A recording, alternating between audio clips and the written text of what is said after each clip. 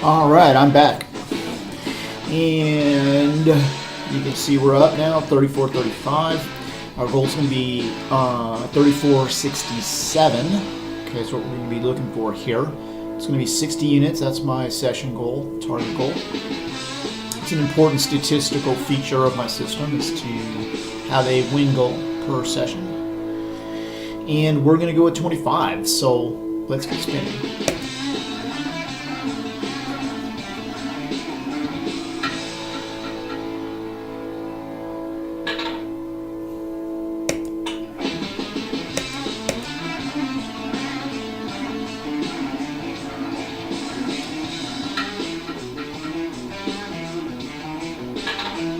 Like I was talking about yesterday, the goal here is 4,500. 15. And then I have a choice, I can continue to build my bankroll because the goal would be to get to 6,000.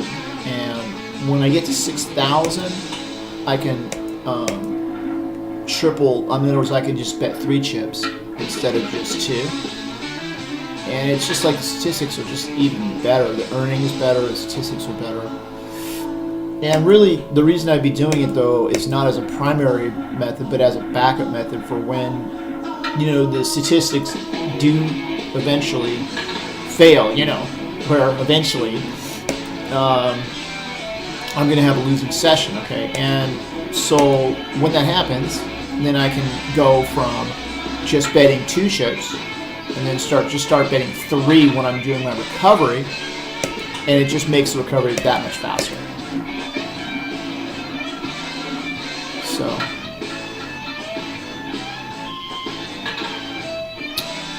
and that decision point is when I hit 4,500. So we got a little ways to go, but I should be there within several days.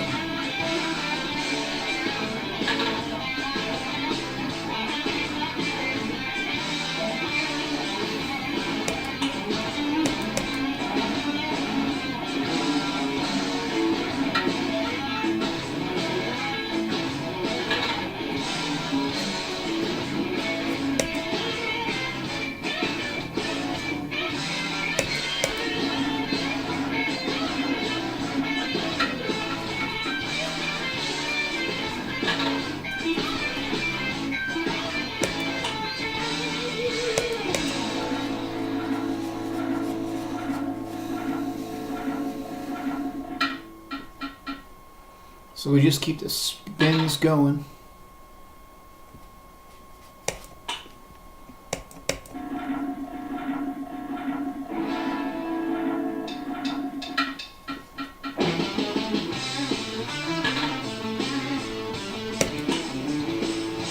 And wait for the statistics to unfold.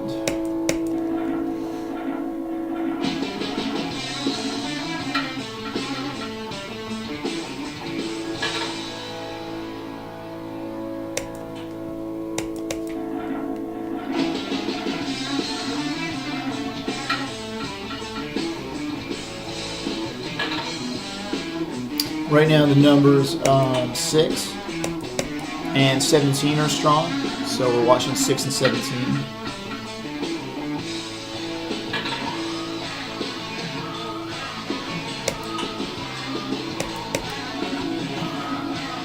Still early, so it's kind of hard to tell what numbers are really going to be strong, but those are the early indicators.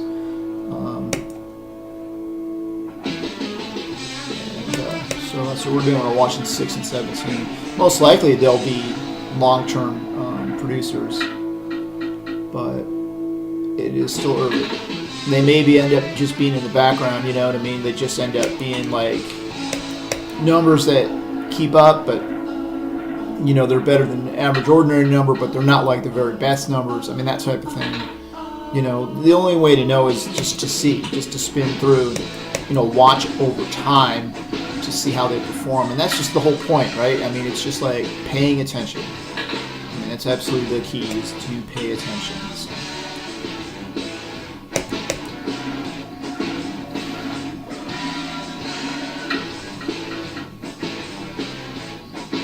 But, you know, at a certain level, once a number hits a certain level, it pretty much is going to be relevant for however long your spin sequence is.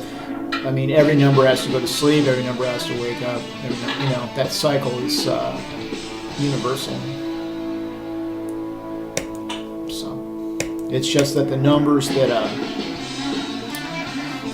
the best performers, which there'll always be those numbers are, they sleep less and they hit more than the other numbers. So that's how that goes.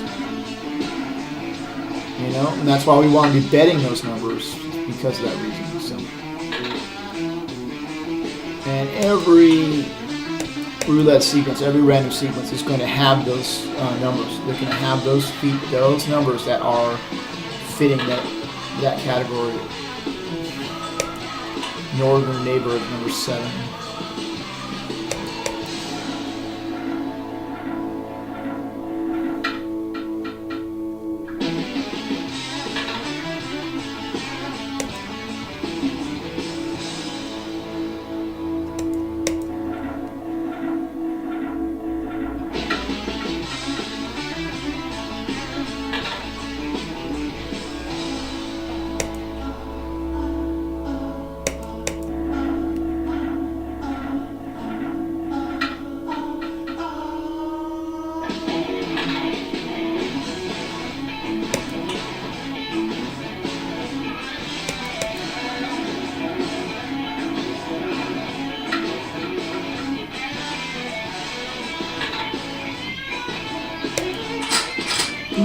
And number 6. We were watching number 6. It just took over. So now I want to switch to it, but once again, I'm not going to do that right away. I'm going to give it about another handful of spins here to come through. Obviously, it hasn't come through yet, and it's late. It's running late, so. But I'm going to give it its shot. You know, it's definitely a strong number. It's we're going to see 25 again. You know, and you know, as long as the session lasts, we're going to see it. And whether it hits right now or not. So.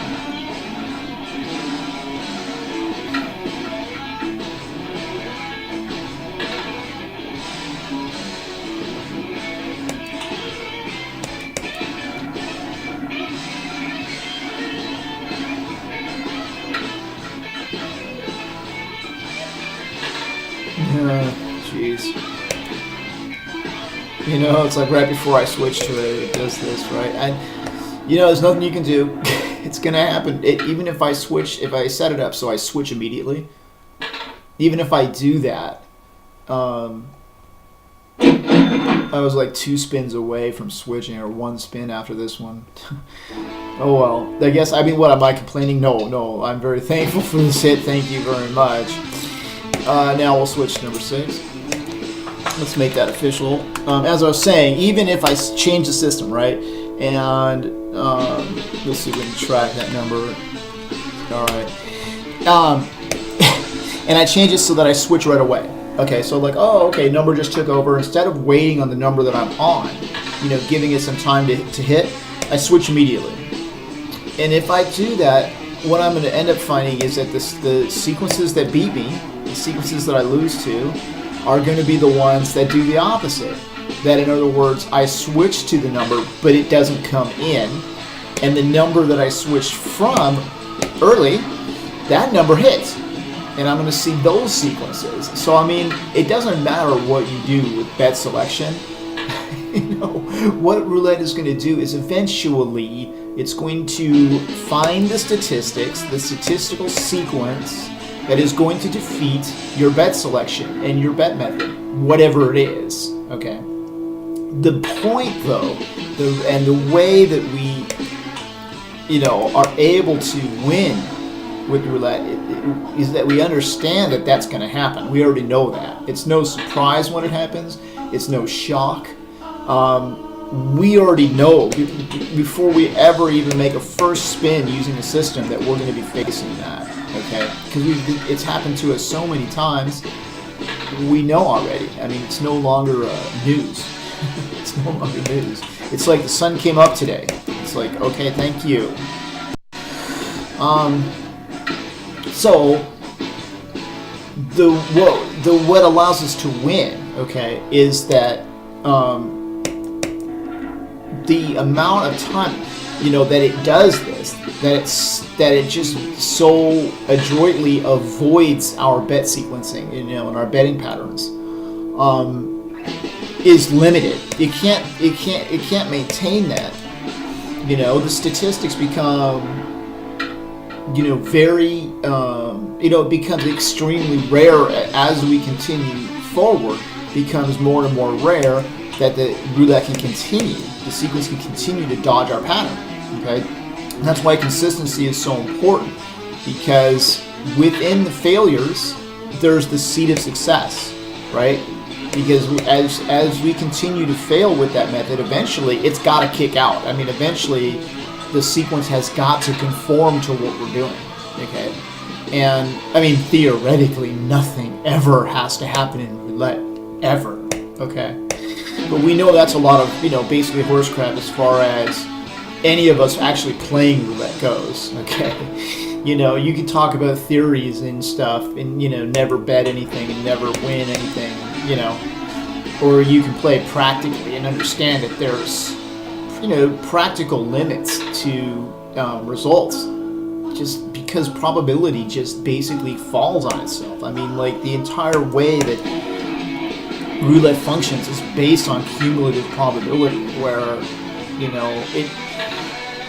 it's practically impossible for roulette to provide a perfectly balanced sequence over a 37 spin length.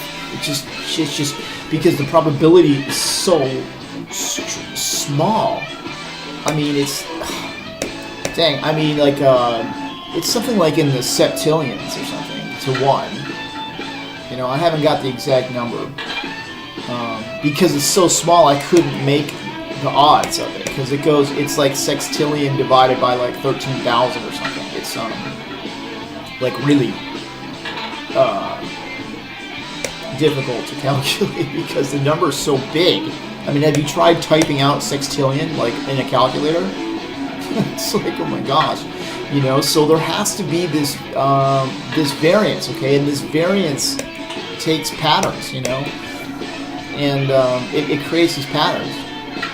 That's the law of the third, is created because of the cumulative probability. The cumulative probability just exceeds, it's just the probability becomes too great for the roulette to be able to provide that perfectly balanced sequence, and therefore it has to provide repeaters. And then it's those repeaters that create the positive variance. Okay, positive variance. And it's also the same repeaters that produce negative variance. Okay, but it's repeaters that produce it. Repeaters obviously either steal our hits so that we don't get a hit on our selection, which is negative variance, or repeaters provide hits for us, which is positive variance. Okay, so and those repeaters are guaranteed to us. Practically speaking, come on, then we win. So, and let's see, we're at 34.45, so we still got some more to go here.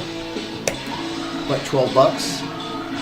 I'm sorry, $22. So we haven't done so well on, they've been a little bit late. I'm not complaining. I am not complaining. I'm very happy for the hits that I've received. Okay, yeah, and so that's what it's all about. There's 25 for us. It's all about repeaters, okay, and that's the key to roulette. I mean, it's like in the septillions to 1 that there has to be a repeater in a 37 spin sequence, okay, so regularly, and that's what roulette's all about, and it's so really then, okay, so we figured out that negative variance is limited. Okay, we know that statistically, on a practical level. Okay, and so what's the deal with that? Well, then you have to survive. In other words, you've got to play so that you can survive for the time when the negative variance turns into positive variance, or at least like expectation, or you don't even need, if you do it right, you don't even need expectation. You just need something that's like less than 2 standard deviations, or something like that.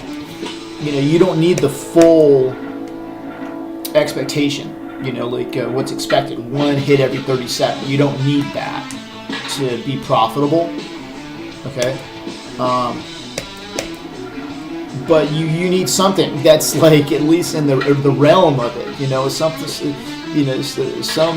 some statistic that's at least approaching it, because when roulette defeats our bet sequencing, and it does it over a prolonged period, okay, the statistics are way out of whack. Like, instead of 0 out of 37, or 1 out of 37, you're like at 0 out of like 180. You know what I'm saying? Like, what's, 1 out of 180 even. What's 1 out of 180 versus 1 out of 37? It's like, shoot.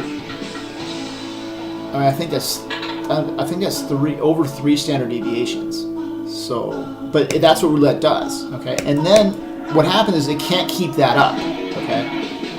Because roulette, even though roulette is guaranteed to have repeaters and variance, okay, because of that,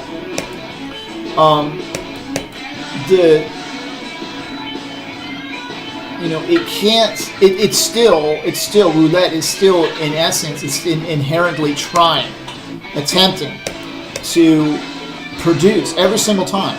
Every single time, it's attempting to produce that perfectly balanced sequence. Okay, and it just keeps failing. Okay, it keeps trying and failing. So what eventually happens is, there's a limit to that variance. There's a limit to positive variance. There's a limit to negative variance, and things will start to go back into a normal realm. Okay, and when you get into those outer realms, you're like, over 2 standard deviations and in negative variance. That's only going to last for so long. Okay, number 1 just took over. All right, so I definitely want to switch to it, but I am nowhere close to doing that right now. I'm going to definitely give this very strong number 6, some more room here to hit for us before I switch. I just think that's a good idea. And that's how I play. If you were to play my system, you could change that route. You could have switched immediately if you like. Not sure how much of a difference that would make for you. I just feel comfortable the way I do it because, I don't want to be led around by the nose. If I switch everywhere all the time, I don't like that idea. So, giving number 6 its chance here.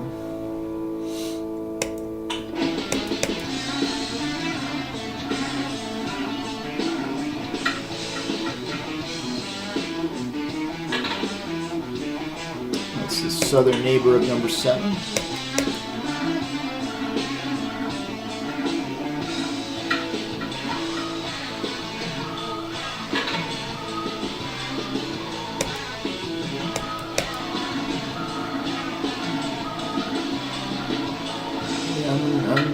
Definitely giving it a good baker's dozen here. And spins before I'm off of it.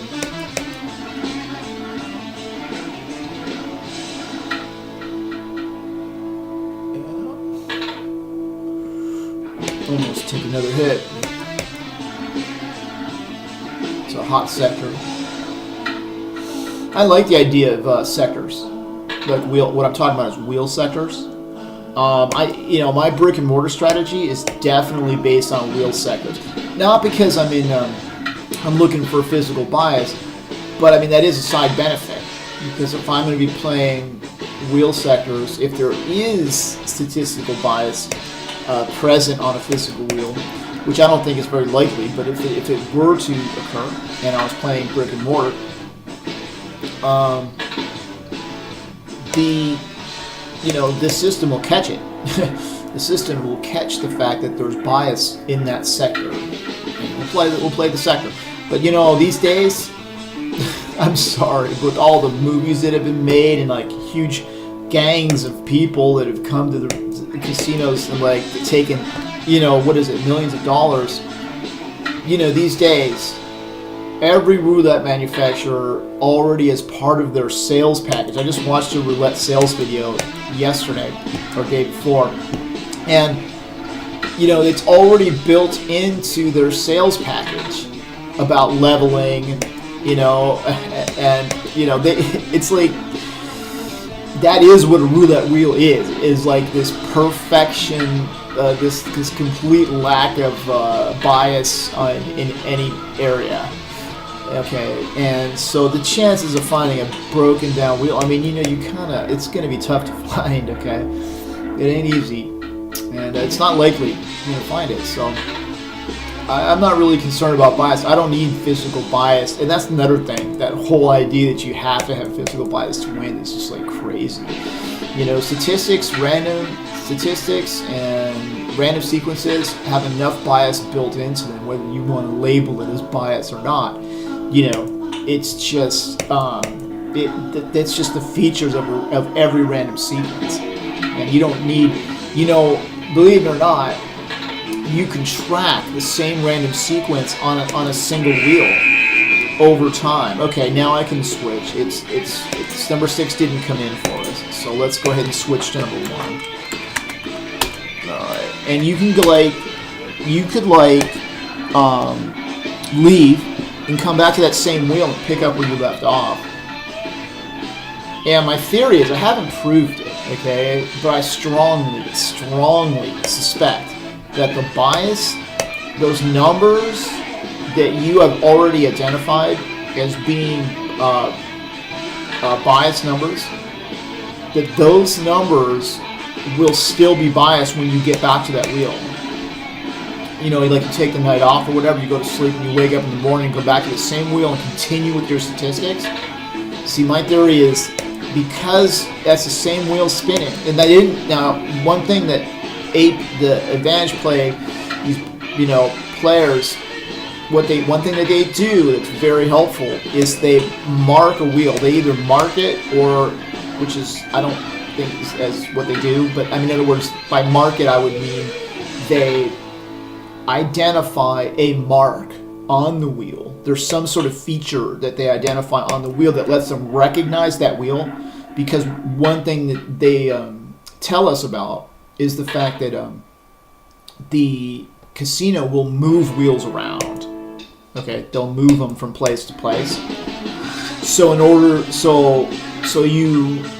if you're playing on a particular wheel and you have statistics on that wheel, you can follow that wheel around the casino and still get the same random features that you had. Even though you took a break, it's still the same wheel. The statistical features are still the same. So the research that you've done still applies. And this is where, where you don't need a physical bias to have the same benefits as somebody that is playing a physical bias. So, it's just a little tip there, and that's what I would do. That's, in a brick and mortar, I play sectors, hot sectors, okay, on the wheel. And because like we talked about so much, right?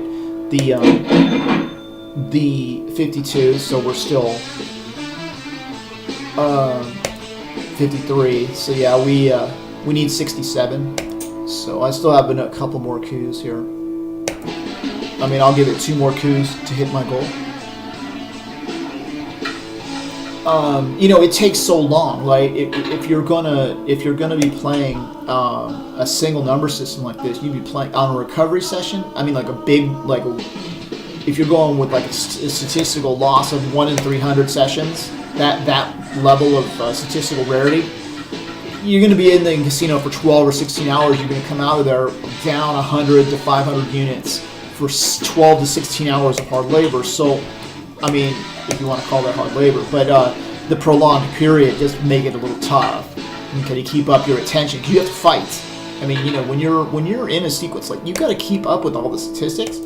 You have to keep up with all of the bets.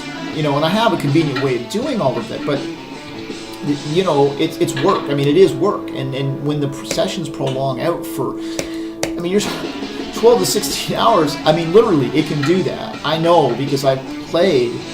I know how many spins that you can make before you finally get to a place where you can cut it off.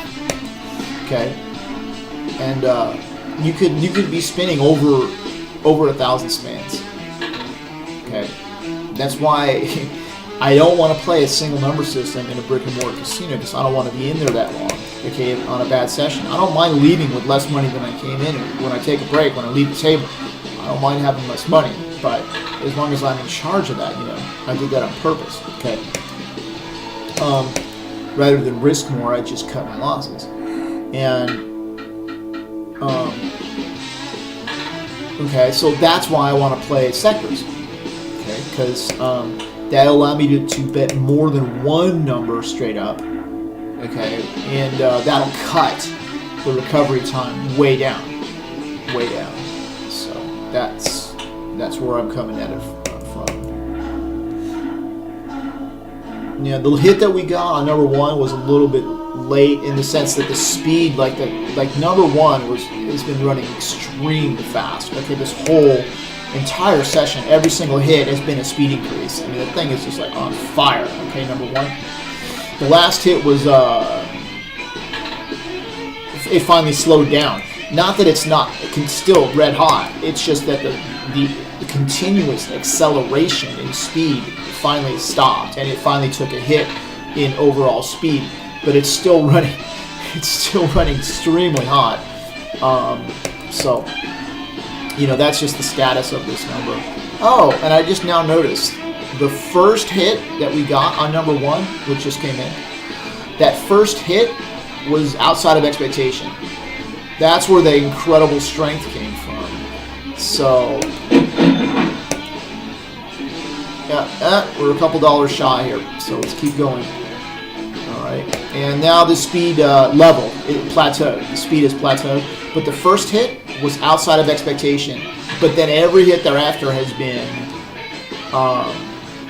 a speed increase, where it's actually its history is above expectation, higher above expectation every single time that it gets a hit, except for that last hit. Not the very last one, but the one before it. It finally dropped a bit in its acceleration, and now has plateaued speed-wise. So now it's maintaining its speed at this very high level, by the way. And so all we need is one more hit, and we're out. I mean, one way or another, it doesn't matter. We're a couple dollars shy. I don't care if I only earn 50 cents. I am still done with this session after this next hit. Because this is really pushing it. You know what I'm saying? It's, cumulative probability, like, even though I'm starting off at 91.67%, cumulative probability applied to that over 5 coups. That 5th coup was like 62%. So that's, you know what I'm saying? So, like, and I don't want to provoke a loss. You know what I'm saying? I don't want to extend my session out to where I'm statistically inviting a loss to occur. I mean, that's not my purpose. My purpose is to make as much money as quickly as possible and end the session before I have to deal with cumulative probability, catching up with me, which is why we lose in roulette. And you can make the point that, okay, well, there's a thing that's called personal permanence, okay, which just is a record of the spins that you received personally. So in other words, it's not irrespective of what table you're on, irrespective of what wheel you're playing, irrespective of all the conditions. It's just the spins that you yourself have received. And so that they're going to conform to statistics. So then that way, when you pull that out, then, you can say, oh, well, So you're hitting and running, but you know what? Your personal permanence is still going to catch up with you, and you're still going to receive the same statistics. Okay, and I'm going to say, well, okay, theoretically, you're correct. Okay, there it is, 1477. So we're good. So theoretically, you're correct. Okay, on personal permanence, right? But there, you know what? I'm going to make roulette do that to me. In the face of, because every session that I enter into is a new statistical environment with new numbers that act differently. Okay, so so if it's going to, personal permanence is going to catch up with me, it's going to have to do it in a brand new session with brand new statistical features. Okay, that's what I'm saying. So, all right, now that's the lesson for today, folks. Okay, so we're now up. And I'm going to keep in touch with you guys. You stay in touch with me, I stay in touch with you, and I'm definitely here for you. Thanks for watching.